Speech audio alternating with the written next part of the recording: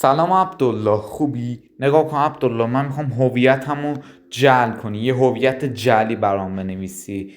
من میخوام تاریخ تولدمو یه جور دیگه بنویسی. تاریخ تولد واقعیم 14 سال 1351 هستش، ولی تاریخ تولدمو تو بزن 21 فروردین سال 1353.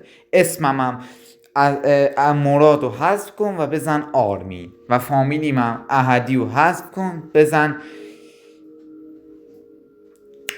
محمدیان. عبدالله، من ازت این هویت رو میخوام برات انجام میدم داداش، فقط تو رو خدا میخوام کسی نفهمه به چخ میرم. باشه داداش، نترس، خیالت راحت.